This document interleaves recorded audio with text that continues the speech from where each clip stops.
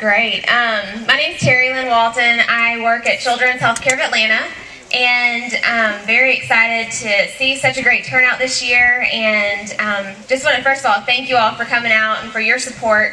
And just to let you know a little bit about what you have contributed to today, I just want to let you know that Children's Healthcare of Atlanta, it's what used to be known as, Scottish Rite, Eggleston, Hugh Spalding, and they have all merged together a few years ago and are now known as Children's Healthcare of Atlanta. But those are our three main hospital campuses, and they are wonderful facilities. We treat kids with pretty much every known illness and injury, and there are about 265,000 children that are treated in our hospitals each year.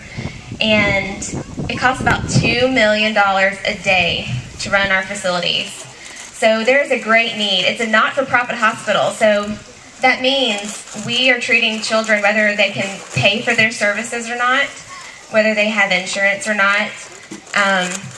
It's a very wonderful hospital, and I am very proud to work for them and to come and share their need with people like you who can support us and things like that. Here today we have a family. I just want to for you to hear a personal story. We have Jenny Wurtenberg here with her 3 kiddos. They are triplets, and she's going to share their story.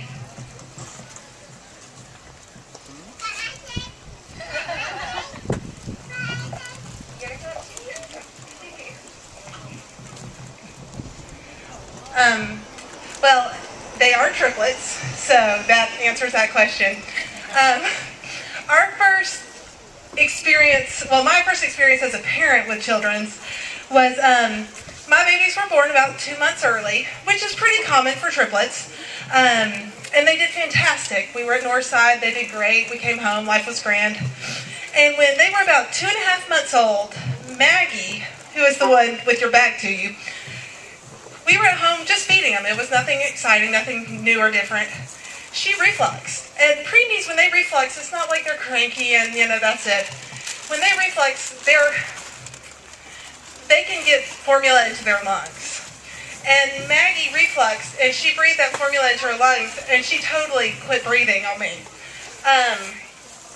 And I was kind of in shock, because I was like, how is this happening? And I looked at her, so I'm a nurse, but when we left the hospital, we had to take CPR.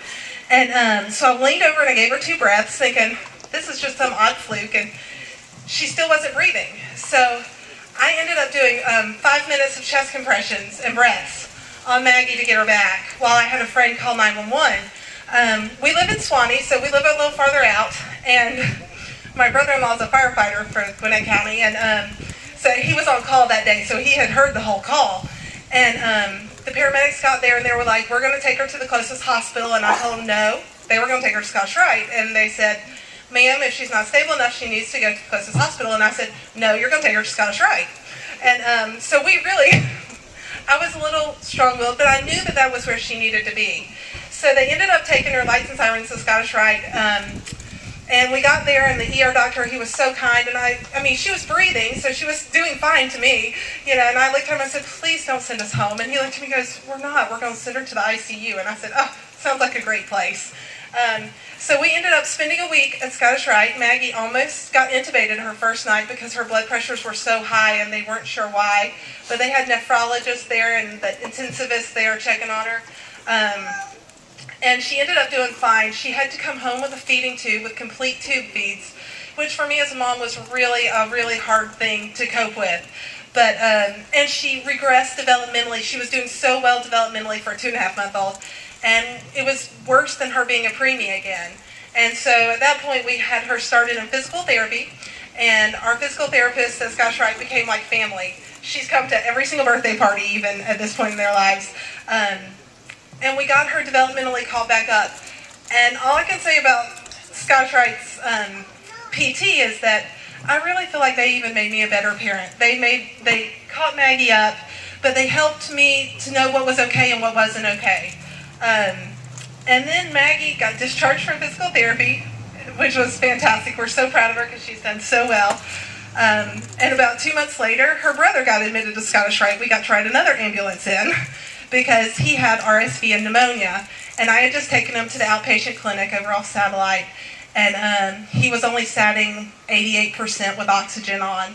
And they tried several things to try to keep him out of the hospital, but he ended up spending another week at Scottish Rite, and is fine today. We do a lot of breathing treatments and stuff like that with him now. But all I can say is that if it wasn't for Scottish Rite, I don't know how well my kids would be today. I mean, I give them so much credit between physical therapy and occupational therapy, and the doctors and the nurses. They really have made a life-altering difference for us.